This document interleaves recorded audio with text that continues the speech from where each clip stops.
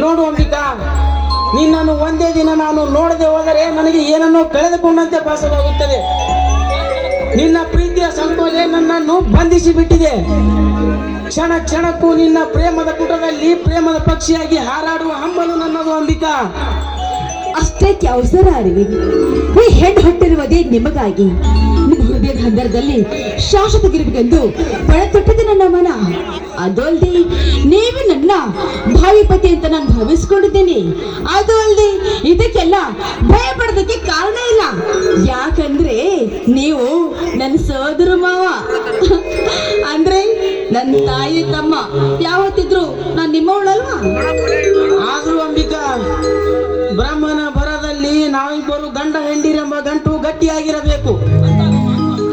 ಆಗ ಮಾತ್ರ ನಮಗೆ ಯಾವ ಗಂಡಾಂತರವೂ ಬಾರಲಾರದು ಮತ್ತು ನಮ್ಮ ಗುರಿ ಮುಟ್ಟುವವರೆಗೂ ನಮ್ಮ ಹೆತ್ತವರಿಗೆ ವಿರೋಧವಾಗಬಾರದು ಅಂಬಿಕಾ. ಅದರ ಬಗ್ಗೆ ಯೋಚನೆ ಮಾಡೋ ಅವಶ್ಯಕತೆನೇ ಇಲ್ಲ. ನನ್ನ ಹೆತ್ತಪ್ಪ ಯಾವತ್ತೂ ನನ್ನ ಮನಸ್ಸಿಗೆ ನೋವಾಗುವಂತೆ ನಡೆದುಕೊಂಡಿಲ್ಲ. ನನ್ನ ತಾಯಿ ತೀರ್ಕೊಂಡ ಮೇಲೆ ನನ್ನನ್ನ ಮುದ್ದಾಗಿ ಬೆಳೆಸಿ ನನಗೆ ವಿದ್ಯೆ ಕಲಿಸಿ ನಾನು ಮೆಚ್ಚಿದ ವರನೊಂದಿಗೆ ಮದುವೆ ಮಾಡಬೇಕಂತ ನಿರ್ಧಾರ ಮಾಡಿದ್ದಾರೆ. ನಾಳಿನ ಪತ್ರ ಬರೆದು ಈ ವಿಷಯ ನಾನು ಅವರಿಗೆ ತಿಳಿಸ್ತೀನಿ. ನಿಮ್ಮನ್ನ ಖಂಡಿತ ಒಪ್ಕೋತಾರೆ ನನ್ನ ನಂಬಿಕೆ ನನಗಿದೆ. ಒಂದು ವೇಳೆ ಒಪ್ಪದಿದ್ದರೆ ಅರವಿಂದ್, ಅಂಬಿಕಾ, ಯಾವತ್ತು ಕೆಟ್ಟದನ್ನ ಬಯಸಬಾರದು, ಒಳ್ಳೆಯದನ್ನೇ ಬಯಸಬೇಕು.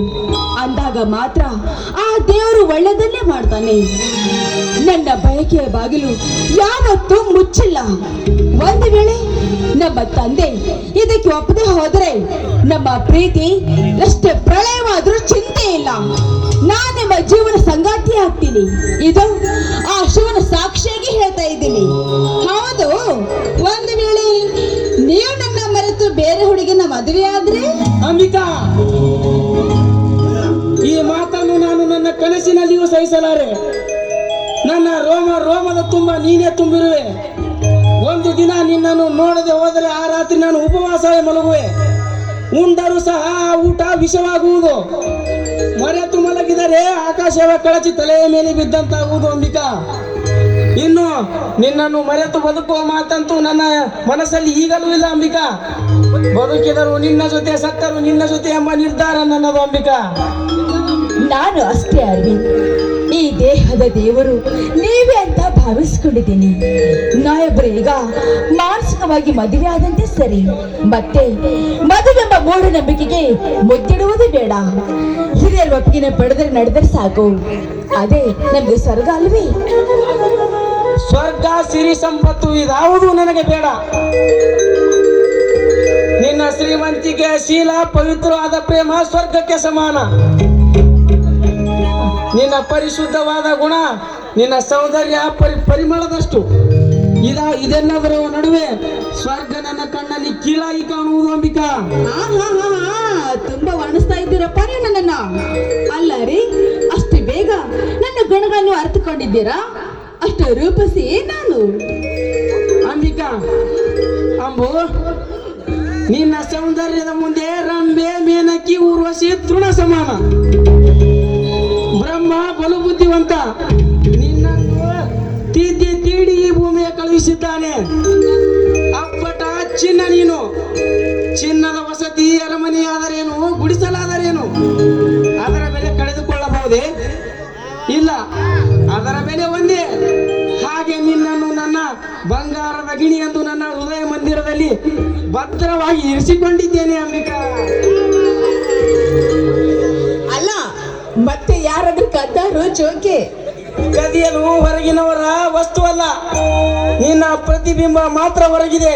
ನಿನ್ನ ಅಂತರಂಗದ ಪ್ರೇಮ ನನ್ನ ಎದೆಯಲ್ಲಿ ಮರೆಯಾಗಿದೆ ಅಂಬಿಕಾ.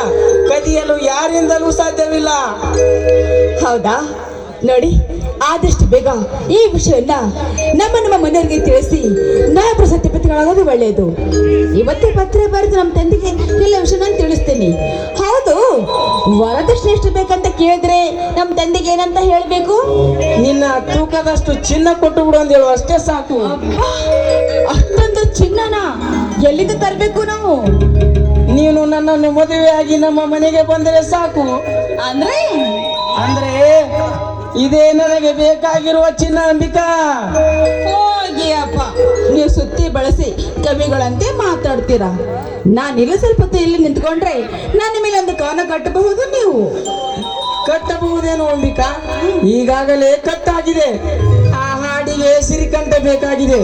ಆ ಕಂಠ ನೀನಾಗು ಕೋಗಿಲೆ.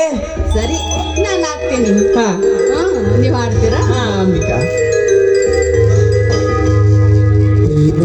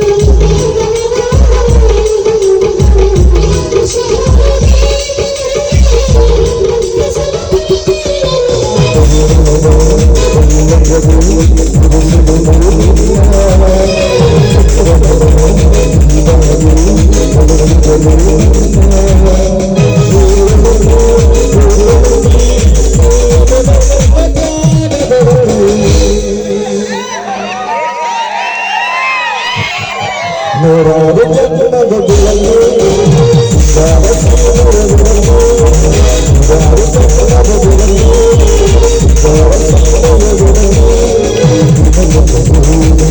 Thank you.